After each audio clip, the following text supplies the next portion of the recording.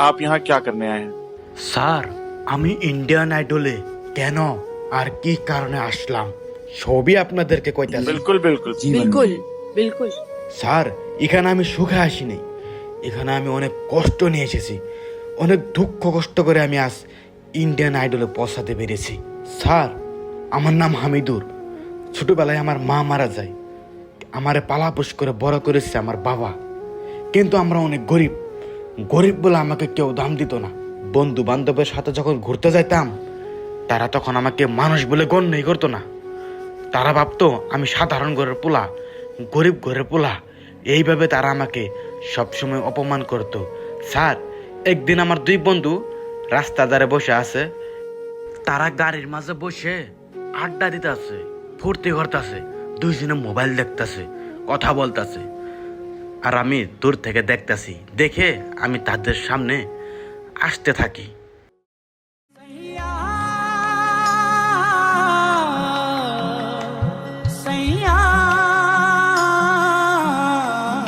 আসার বলে তারা বলে যে চল একটা সেলফি উঠি। আমি বলি চল, তাহলে উঠি। সেলফি উঠলাম, উঠার পরে বলে যে চল আমরা খেতে যাব। আমি বলি আচ্ছা চল খেতে যাব। কিন্তু কি করলো তারা, কি করলো জানেন? আমাকে না তুলে গাড়িটা স্টার্ট দিয়ে চলে গেল আর বলল মাসারা কামলার পোলা আমাদের সাথে ঘুরতে আসে, তার সাথে তো আমাদের মিলেই না, সে আমাদের সাথে ঘুরতে আসে। আমি তো এই কথা ভেবে মনে মধ্যে অনেক দুঃখ নিয়ে বাড়িতে চলে যাই। কেননা সবসময় মাসারা কামলা গরিব বলে অপমান করে বন্ধুরা। বাড়িতে যাই, বাড়িতে যাই দেখি আমার বাবা বসে আছে।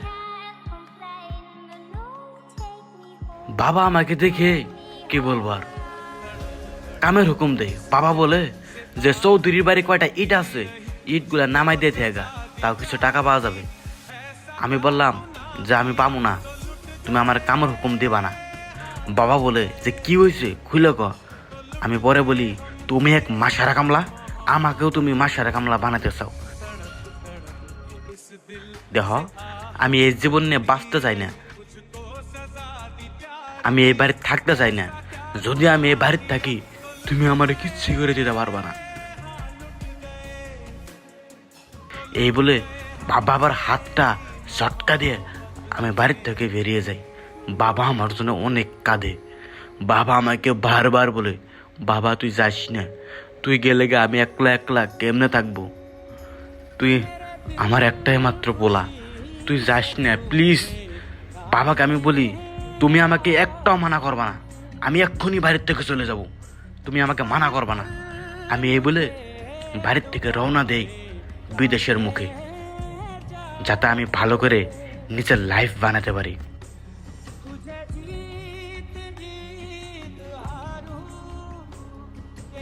রাস্তাতে যাইতেই এক বন্ধু আমাকে জিজ্ঞেস করে কিরে বন্ধু কি হয়েছে, কই যার? আমি ঝটকাতে বলি সর, রাগ করবি না আমার সাথে, কিচ্ছু হয় নাই, নিশ্চয় তার বাড়িতে কিছু একটা গ্যাঞ্জাম হয়েছে। দেখি আমি তার বাড়িতে যাই, তার বাবাকে জিজ্ঞাসা করি কি হয়েছে। যখন বাবাকে বন্ধু আমার জিজ্ঞাসা করে, বন্ধু সব বুঝে ফেলে যে আচ্ছা মানে এরকম এরকম ধরনের ঘটনা হয়েছে।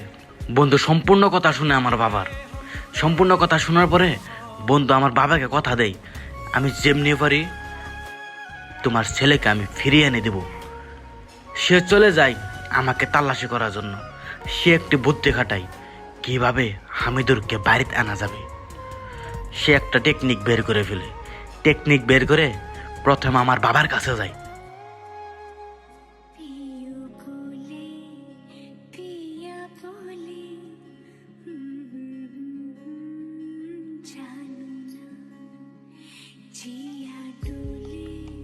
বাবা এদিকে মন মারে বসে আছে। বাবাকে এসে বলে শোনো একটা কথা আছে। কি কথা? বাবা বলে যে তোমার যে ছেলে আছে সে বিদেশে যেয়ে ধূমপান করে শরীরে সবকিছু নষ্ট করে ফেলেছে, তাই তোমার দুটো কিডনি তোমার ছেলেকে দিতে হবে। বাবা বলে তুমি একটা না আমার দুইটা কিডনি দইরাই তুমি নিয়ে যাও, তবু তুমি আমার ছেলেকে বাঁচাও। এই কথা শুনে বন্ধু পরিকল্পনা করতে থাকে যে এখন হামিদুরকে কিভাবে আনা যায়।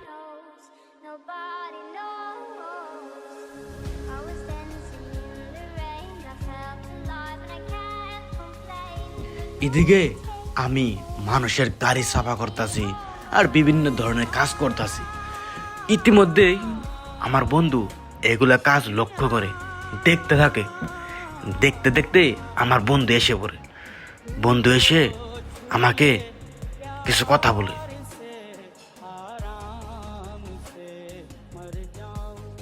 বন্ধু, তুই এখানে কি করিস? তোর বাপ তো হসপিটালে পড়ে আছে, তোর বাবাকে রক্ত দিতে হবে। আমি বলি যে কেন, আমি এগুলা পারবো না। আমি যা বলি তা শুনলে আপনার চোখ কপালে উঠে যাবে। ওই মাসারা কামড়ে আমি রক্ত দিতে পারবো না। তুই জানিস তোর বাপ তোর কতটুকু মহব্বত করে? দেখ, এই দেখ ভিডিও দেখ তোর বাপের। সে আমার বাবার সেই ভিডিওটি দেখাই। ভিডিওর মাঝে যে বলছে যে আমার কিডনি একটা না দুইটাই নিয়ে যাও, সেটা দেখে আমি অবাক হয়ে যাই। আমার বাবা যে আমাকে এতটুকু মহব্বত করে এটা তো আমি আগে জানতাম না। আমি দৌড়ে চলে যাই। কি বলবো, আমার আর এগুলো দেখে বাবার প্রতি এতটুকু মহব্বত জেগে উঠলো যে আমি আর একটুকু থাকতে পারছি না। আমি দৌড়ে চলে আসি বাবার কাছে। এদিকে বাবা দেখি বাড়ির কাজ করতেছে। আমি ডাইরেক্ট চলে যাই আমার বাবার কাছে। বাবাকে যে আমি জড়িয়ে ধরি যে বাবা, আমি তোমাকে ছেড়ে চলে গিয়েছিলাম, এটা আমার অনেক বড় ভুল ছিল। বাবা, তুমি যে আমাকে এতটুকু মহব্বত করতা, এত মহব্বত করতা, সেটা তো আমি জানতাম না বাবা। বাবা বলে তুই যে ফিরে আইসস এটাই আমার শান্তি। আমি চাই না তুই আমাকে ছেড়ে অনেক দূরে থাক। দেখুন বন্ধুরা, বাবা কতটুক মহব্বত করে। বাবা নামের বট গাছকে কখনো কষ্ট দিবেন না। হতে পারে সে কামাই করে না খেলাতে পারুক আপনাকে, কিন্তু তাকে কখনো কষ্ট দিবেন না। সে আপনার ছায়া হয়ে সব সময় দাঁড়িয়ে থাকবে। তাই আপনাদেরকে বলি, বাবাকে ভালোবাসুন। জানেন নবীজি যে বাবাকে দেখতে পারে নাই, সে কতই কষ্ট পেয়েছে জানেন? আমরা হাদিস কোরআন পড়লে অবশ্যই সেগুলো জানতে পাই। তো প্রিয় বন্ধুরা, একটি গান শোনাবো। গানটি তো কষ্টে ভরে যাবে, গানটি আপনাদের আবেগে লেগে যাবে, অবশ্যই লাগবে। একবার শুনুন, কাঁদবেন।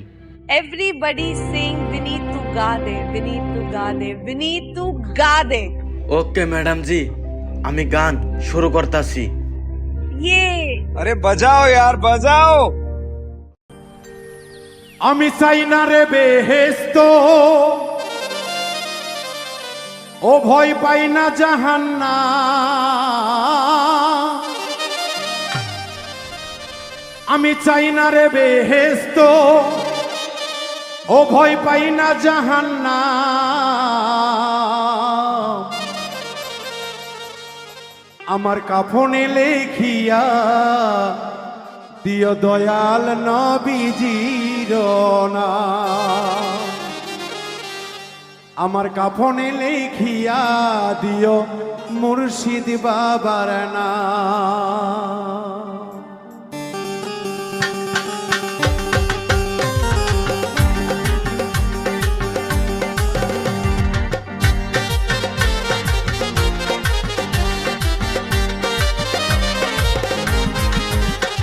আমি চাই না রে বেহেস্ত, ভয় পাই না জাহান্নাম। আমি চাই না রে বেহেস্ত, ও ভয় পাই না জাহান্নাম। আমার কাফনেতে লেখা দিও দয়াল নবীর নাম। আমার কাফনেতে লেখা দিও দয়াল নবীর নাম।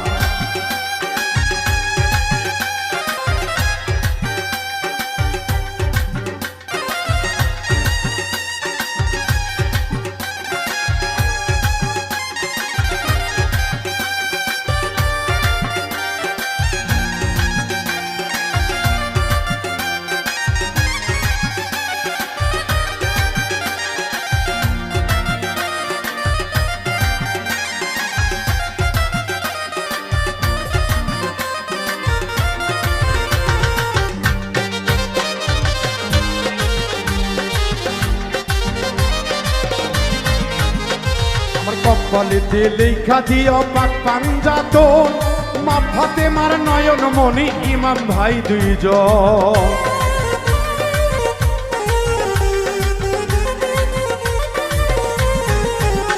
আমার কাপড়েতে লেখা দিও পাক পাঞ্জাতন। মা ফাতেমার নয়ন মনি ইমাম ভাই দুইজন, ওরে ইমাম ভাই দুজন। আলীর চরণে হাজার সালাম জানাইলাম, মাওলাই আলীর চরণে হাজার সালাম জানাইলাম। আমার কাপনেতে লেখা দিয়ে দয়াল নবীর নাম, আমার কাপনেতে লেখা দিয়ে দয়াল নবীর নাম।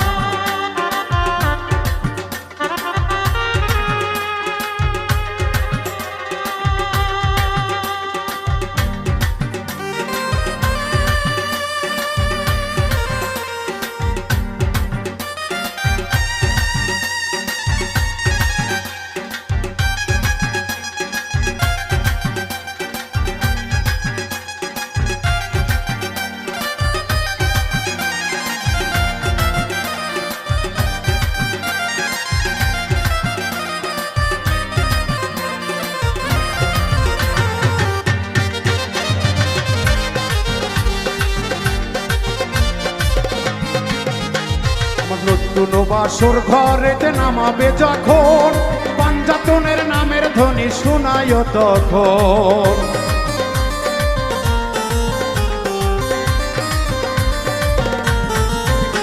আমার নতুন বাসর ঘরেতে নামাবে যখন, পাঞ্জাতনের নামের ধ্বনি শোনায় তখন, তোমরা শোনায় তখন।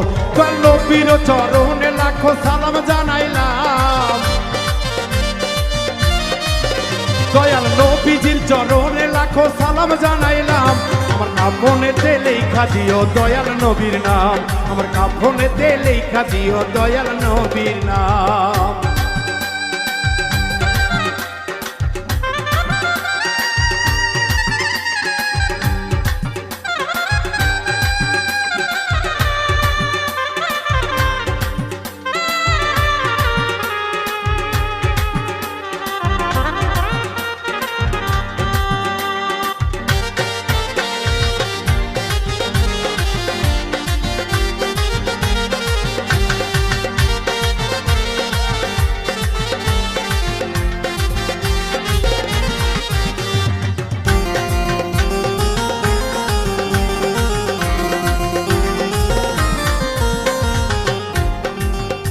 আমার পারের তরি বইরা বরি দয়াল আজিম সান, আমি যার চরণে সফি আছি আমার মন প্রাণ।